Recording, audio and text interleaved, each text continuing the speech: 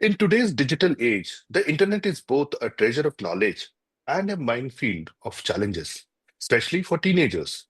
From the risk of cyberbullying to concerns over privacy and growing issues of screen addiction, keeping teens safe online has become a vital conversation for both parents and educators. Joining us today is Ms. Shuchi Nagpal, co-founder and COO of Asian School of Cyber Laws from Pune. With a deep expertise in cyber safety and legal frameworks, Ms. Nagpal has been at the forefront of educating individuals and institutions on the responsibilities of use of technology. Her insights will guide us in a understanding how to navigate the digital landscape while ensuring our teens are protected, informed, and empowered. Welcome, ma'am, to Parenting Summit 2024. Hi, Shaju. Thank you so Hi. much for having me over. It's a fantastic opportunity, and I hope to be able to speak to lots and lots of parents as well as teenagers, hopefully. Wonderful, ma'am. Yes, Yeah. yes. So before we start, I would request if you can briefly introduce yourself. Our listeners, viewers would definitely like to know a little bit more about you. Hi everyone. As Shaju has very kindly said, I am the COO of Asian School of Cyber Laws and also a co-founder. Now, we started Asian School of Cyber Laws about 25 years back. It was a group of four youngsters who saw an opportunity arising, which we thought that others had not seen. We saw an opportunity and maybe to some extent a business opportunity. What we did not see were the threats that that opportunity was bringing along with. Uh, Technology was booming. The dot com had just sort of come into existence, but at the same time, the underbelly of this technology boom was beginning to show itself. And let me give you an example. Just so many years back, this is almost 25 years back. We heard of a youngster who had started talking to somebody, some young girl from Assam, and then he stole money from his parents. And the next thing that we know, this boy had gone missing. Now this is 22 years back. Surprisingly, we're still telling the same stories. So though, and when 6 months later this boy was found on a highway near Pune, uh, apparently he had been beaten, his money had been stolen. He had not met any girl, obviously. But today we know these stories. At the time, these stories were unavailable, these learnings were unavailable. So that's what we set out to do. Over our journey, we've had the chance to speak to many, many different students, professionals, families, parents, schools. And yeah, it's my good fortune to be here today. Wonderful, ma'am. So let's start today's session. Let's start with the understanding the issue. So, what are some of the most common online risks that teenagers face today? Uh, So, Shaju, I would say my first choice would probably be cyberbullying. It's the simplest, it's the easiest, it's out there. Everybody hears of it. What mhm. is not spoken of is the emotional cost that it brings along. Uh, Okay. there's a very weird explanation to it. Also, many parents will turn around and say, it's just kids being kids. Hmm. That's a very scary thought. You Hmm. see, usually what happens is you ask kids, even from our generation, most will remember an insult much more than a teacher having slapped them. You Right. know, Hmm. most will say, "Ha, my teachers, they would just give us like one tight one if we misbehaved." That Hmm. was okay, but it's when emotional wounds are created, and that's Hmm. what cyberbullying does. Hmm. The concept is, of course, very simple. Uh, Threats are made, or the students are scared into doing certain things. It's a natural evolution of bullying in person. We're trying to talk about anti-ragging in colleges and schools and all of that. But the Hmm. the issue with online cyberbullying is that there is a level of anonymity which is added to it. Correct. Who is troubling somebody? We don't Hmm. know, right? Right. So that is one part that is, I think, a big one. Another one Hmm. would probably be privacy breaches. Now, unfortunately, privacy breaches, I feel, are a large part of it is the child itself. Mhm. Their lives are online. If we Mhm. smile, we need to put it up online.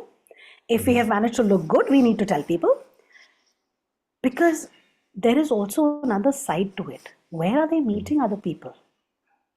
If they're not Mm. going down to the playgrounds, if they're not going down to Yes. the meeting grounds, where do they Mm. meet other people? So, how it Right. works then is you put up everything online.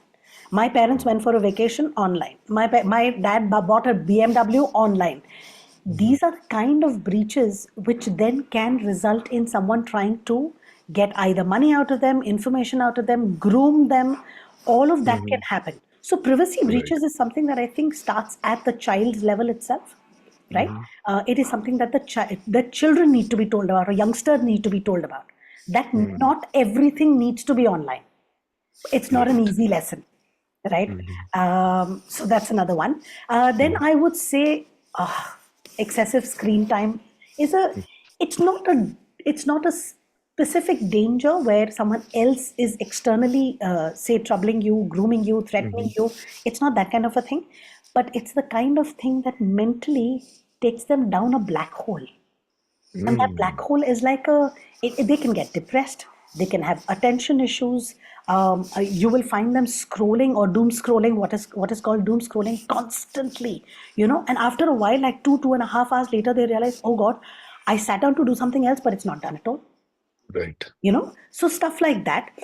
Then I would say exposure to inappropriate content. Now, Shatu, Mm. surprisingly, even in today's day and age, I am seeing Mhm. parents around me who are not allowing the children to have the regular apps on their phone. A Mhm. 16-year-old not being allowed to move out on her own because, oh my god, you're 16, it's so dangerous out there. How does the Mhm. child learn? Mm. Right? It's their age to explore. It's Right. They are going to explore content, they are going to explore what is called smut, but the point is how they explore it is Mhm. the is where it matters. If you can Right. teach them that there are Mhm. safer ways of doing it, Mhm. they are going to share their pictures, right? Mhm. What kind of pictures? Can it be Mhm. shared safely? Is there Mhm. some level of control that you can maintain after you've put it Mhm. up? If it goes wrong, and things do go wrong, right? I mean, sometimes you Yes. share pictures with a friend, and then the friend goes ahead and shares them with with wrong kinds of people, right? Mhm. Can you have those pictures removed? Is there a way to do it? How do you Mm. use technology but use it safely? Right? Right. So that's another Right. one. Phishing and scams, yeah, absolutely. Catfishing is something Mhm. which happens quite often these days, I feel, where someone puts up a fake picture of themselves and builds a fake profile just to be able to engage with a child, Mhm. get them ready, get them emotionally dependent, and maybe then groom them to be able to get either sexual favors or get information about their family, get information about what kind of spends their family does, Mhm. all that sort Mhm. of thing, right? But kids Right. also, I genuinely believe this. We've pointed out the problems which kids are facing. Mhm. One of the major issues is parents not being there, just not being Mm. there. If that is a bigger threat, I feel Mhm. that Mhm. parents are not involved enough, and when a Mm. child gets into trouble, they don't know where to turn to. Right. That. So also understand one of the threats that I feel is a very scary one. When they're exploring the internet, Mhm. they do get exposed to sexual content sometimes, and it could be Mhm. unknowingly, right? What is it that parents are doing to make sure that they are inured to this kind of an exposure where they can come Mhm. back and tell the parent, I saw something which didn't make me feel comfortable? Mm. That I feel is another threat, which is it's a very scary one, and Right. it requires conversations which are uncomfortable for parents and children.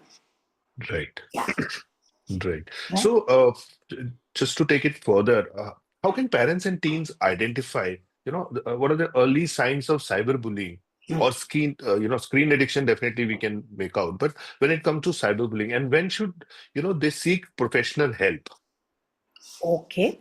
So let me take you to an experience that sometimes some many years back I also had in school. Mhm. Bullying was common enough, right? Mhm. And as Mhm. often as not, kids do it without actually understanding it. I think Mhm. there was a poetess by the name of Kamala Das who said, "Children are cruel; they laugh when others fall." Mhm. right? But the point is, a child who is weak in, for example, their studies, at a certain time, there was a time when other children would sort of pick on them, Mm-hmm. right? Cyberbullying today is a much scarier threat. Now, early signs very quickly. If you find that your child has suddenly withdrawn. So my first reaction when there was a little bit of bullying going on in my school, and my first reaction was, I don't feel like going to school. Mm-hmm. And my mother noticed him. She's like, but this girl was pretty happy going to school. What happened? Right? Mm-hmm. So another sign that you can watch out for even in cyberbullying uh, is a child suddenly withdrawing? Are they Mm-hmm. suddenly saying, I don't want any of my social media apps? Like, let's just delete all of them. There is a Okay. threat there. Why are they trying to Mm-hmm. hide? Right? Mm-hmm. Cutting off from family. Uh, Mm-hmm. the, it's the easiest usually for children to open up to their parents and say, you know what, I got into trouble. Mm-hmm. If a child suddenly starts to withdraw from family time, that's something you should wonder about, right? Mm-hmm. um, and this is a very weird one, but if you suddenly see your child come into a teenager come into a phase where they're constantly wearing full sleeves, Mm-hmm. sorry, please suspect self-harm. uh, Okay. it's a very scary thought because Mm-hmm. suddenly you will find everything covered all the time, jackets, long Mm-hmm. tracks. Mm-hmm. um, there is a possibility that there is self-harm involved and they are trying to Okay. hide it. Yeah. Okay. uh, Mm-hmm. this is something that I have worked with psychologists who have informed me of this kind of thing without Mm-hmm. giving me specific examples, but I have watched kids go through this, right? Okay. Mm-hmm. So this is, like I said, it's one of the scariest thoughts as a parent that I can think of, Mm-hmm. to have a child go through something like this. But it Mm-hmm. is something that you watch out for, right? Um, if it comes down to a threat or a blackmail, again, when do you ask for professional help? If you Or see any any help of for these that signs, matter. if you have any of these signs, and by the way, Mm-hmm. a child who's suddenly paranoid, suspicious of your even a parent's intentions, and sort of tries to deal with these situations with anger, Mm-hmm. okay, it's a pushback. Why is it a pushback? Because I am in danger. Mm-hmm. That pushback happens, you need to ask for professional help. It may be a Mm-hmm. psychologist. I'm not Mm-hmm. saying, or a therapist. I'm definitely saying that this is something that you need to watch out for. You can deal with it Mm-hmm. yourself. If you have Mm-hmm. the open communication lines with your children, you can deal with it yourself. But Mm-hmm. else, it needs to be handled professionally, right? Okay, right. Yeah. That's so. Just to understand, are there any collaborative programs or workshops that your organization and schools do together to tackle, these issues effectively? So, Shaju, over the last so many years, Hmm. we've probably been to about hundreds of schools, speaking to Wonderful. students starting, Hmm. say, around the sixth grade. Because also understand, this is no longer only about those who have reached their teens. It's also Mm. youngsters who are reaching out, and COVID made it so much worse because then Yes. everybody, like a 3 year and 4 year old, also was on a device, Hmm. right? And that continued. That trend It's continued, and continued. today It's is not like. gone away. And for, I won't say that it's completely parents' fault, but for convenience, parents do give them a mobile saying that, okay, you watch this, whatever cartoon or, reel and be occupied and let me finish my work kind of a thing. Again, You know, I will point a finger at the parents. I'm so sorry. But I understand it. Okay. But we've sort of forgotten to say it's okay to throw a tantrum. Go ahead. Mhm. It's Mhm. okay to be bored. It's all Mm. right. There is nothing wrong with being a little bored in life. You will Mhm. find entertainment elsewhere rather than Mhm. on a device, Mm. right? But I absolutely have a problem and a bone to pick with those parents who give a mobile phone to a child because the child is not eating. Mm. Sorry, that's not something you do, right? Right. Our parents didn't have mobile phones. Mhm. So I understand maybe the level of entertainment was less. And Mhm. today we can turn around and say, oh my God, the kind of programs we used to watch on TV. Got it. But TV was controlled. Our parents had other ways of dealing with our tantrums. Our parents had other ways of dealing with our boredom. And we Mhm. ourselves found ways to deal with it. So, and I'm not saying that things have not changed. Of course, they've Right. changed, right? Right. But there are Mhm. still rules that can be put down. There are Mhm. still, so one of the rules that we have is Mhm.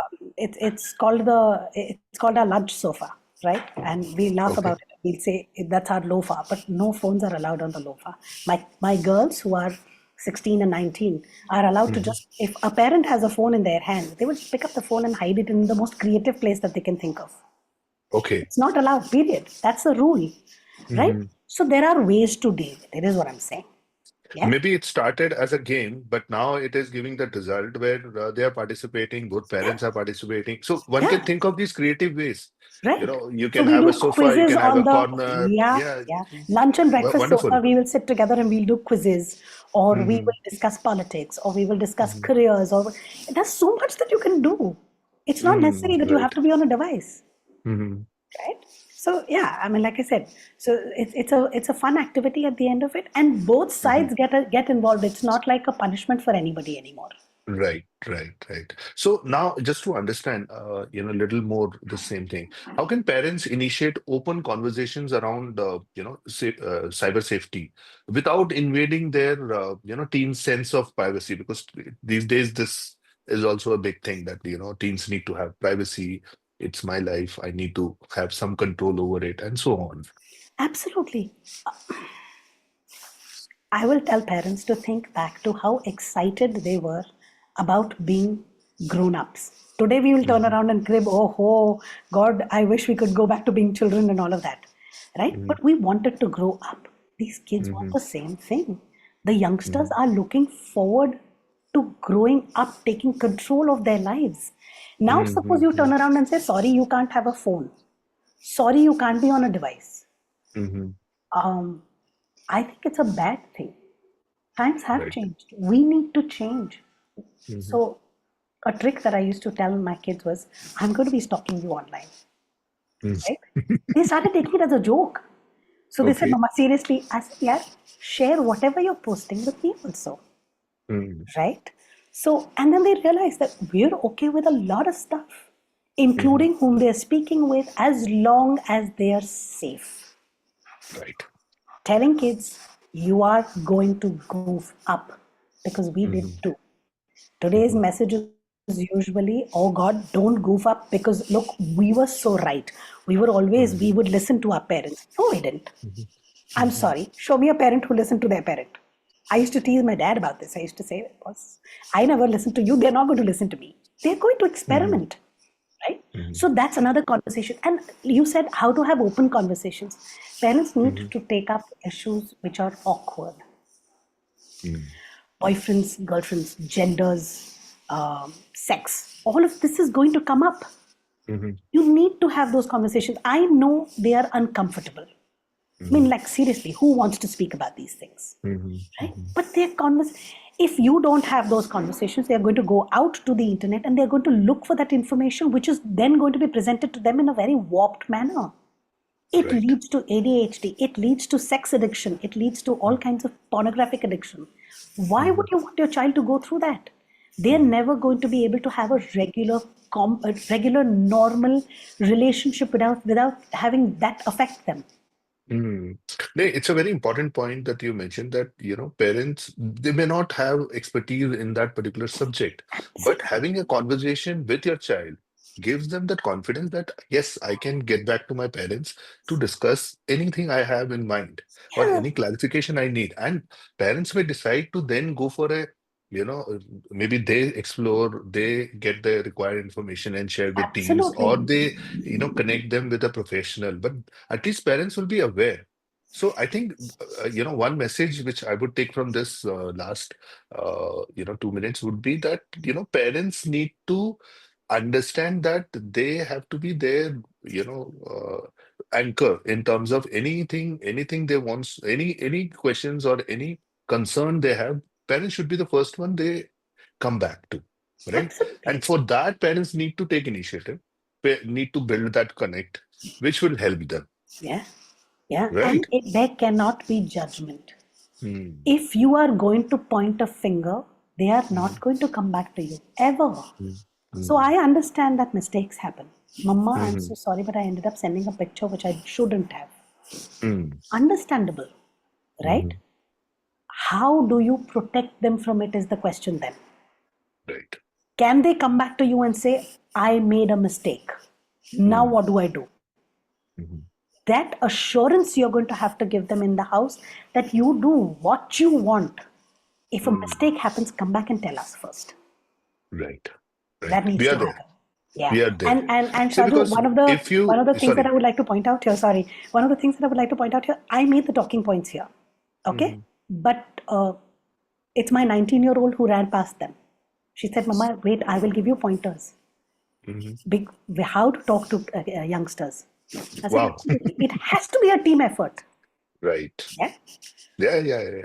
So I was just adding to it that, parents, when they start this conversation, and they they need not to worry about the fact that, they are an expert or not. Hmm. That should not be a holding point. That, I'm not sure how I will talk to my, kid or a teenager about, for example, cyberbullying or uh, sex education, right? But Absolutely. if parents want to do, they can go to YouTube, and today so many information is available. Yeah. How to talk to teenager about a particular topic. If you just search that, you get hundreds and hundreds of videos where experts, psychologists, trying to help you how to address that issue. You take out time, learn, Shaju, I would right? still say, the intent needs to be there. The Yes, problem is, you once you mentioned have. sexual education. I know of parents who withdrew their kids from that class. They said, no, not Mm, allowed. mm, How? How are you doing this? You mm, cannot keep them in the dark. They're not going to stay there. mm. We are at the base of it human beings because we explore. That's why the intelligence and that next level of creativity has come in. So if you Right. expect your children to be creative and intelligent, they are going to Mm-hmm. explore. Right. So this brings to the last question I have in mind is like, what are some of the practical ways parents can set healthy screen time boundaries Okay. while still allowing teens to explore and learn online? uh, Let them under, okay, couple of things. Let them, Hmm. one, make the rules with them. Hmm. Okay. When a rule is put down in a one-sided manner, it generally sounds like something which is coming from a jailer, right? Okay. You are not allowed to be outside your cell after 8 o'clock. It doesn't work like that, right? Hmm. So, one, have the conversations, have those uncomfortable conversations Hmm. uh, where you don't understand stuff. Like, for example, the first time that my kids introduced me the concept of pronouns, God, I Hmm. said, this is just ruining my grammar. This is just wrong. And then they said, Ma, at least try to understand. So I read up. Hmm. Whether I accept it or not, that's a different issue. That's my choice. Hmm. But it is there. It is a Right. part of their culture. I need to at Hmm. least understand it. Yeah. Hmm. Messaging Correct. times. Have you noticed messaging times? A kid will come and tell you, oh, I can't respond in the first 3 minutes of a message having come in. Hmm. I'm like, what? What is this rule? No, no, Mama, Hmm. you're not supposed to. It's a power play. I was like, God help us. I don't think like that. But you have to try to understand that perspective. One. Two, Hmm. very practically set rules along with them. Make Right. spaces where, for example, for me, it's my kitchen. Hmm. If my kids are in my kitchen, usually there's music playing all right, right? Hmm. But we're all dancing and cooking. There is no Hmm. device involved, right? It's not a rule. We Hmm. just came about it and we understand, we realized that this is an activity that we enjoy doing, right? Right. If you enjoy doing an activity, you're not going to be looking for something else. Hmm. That. Hmm. Three, try, please understand, a lot of your friends, teenagers' friends are going to be online. Meet Hmm. them, speak to them, Okay. and Hmm. don't be afraid to have an opinion. You know, Hmm. we have experience. They say Right. ना धूप में बाल सफेद नहीं किए हैं. We have Hmm. at least the experience. Use Hmm. it. If your gut tells you this does not seem like the right kind of person, have the Hmm. courage to say it. Say it Hmm. kindly, but have the Hmm. courage to say it. Most parents back away thinking we are invading their privacy. You have to say it, right? And last, which is something I'm sure everybody has said, lead by example. Right. Very, You very important. cannot possibly be sitting on your device all the time and expect kids to say, "Oh, we won't do it." It doesn't Right, work. Pick up a right, book, right, right. try out other activities. There are Hmm. so many things you can do. Be involved is all I will say to parents. Right. Very important. See, setting boundaries is not a bad thing to do. No, Having healthy boundaries, and a boundary which has been mutually discussed, decided on, will not only give you, a very wonderful results, and it also gives the confidence for both parents and teenagers. yeah, Parents know that we have decided on a boundary, and teen will follow that. Teen knows that my parents trust me because they have said and we have discussed. So it is a two-way communication that need to happen around boundaries. And having absolutely, boundaries is not only trying to restrict anyone. It is for absolutely. our safety, for our betterment. Yeah. And health, I mean, mental health is something that is That is also constantly there. getting affected. Yes. You have Yes. to let them understand that that works for in their Right. favor also. Mhm. Very true. Very true. Wonderful, man. This was a really insightful session. And thank you once again for, taking out time and sharing your thoughts on this Always, critical topic. Your expertise always. have provided us with actionable insights and tools needed to, approach cyber safety with confidence. Absolutely. As technologies become more integral into our daily lives, creating a safe digital environment for our teens is not just a responsibility but a necessity, Absolutely. right? To all our listeners, let's take this as an opportunity to engage in an open conversation with our teens about online safety, setting boundaries, and fostering trust. Yeah. Together, we can ensure that technology serves as an enabler of growth rather than a source of harm. Thank you, ma'am, for valuable time once again and this Thank you so much. perspective. To everyone tuned in, let's continue to make cyber safe a safer place for our future generation. Thanks a lot, and it was a pleasure catching up with you, ma'am. Thanks so much, Shaju. And Looking forward to more. I am so proud that there is an effort or an endeavor like the Parenting Summit, which is happening every year. And I hope that you see extreme success. Thank you, ma'am. Good day. All right. Bye bye.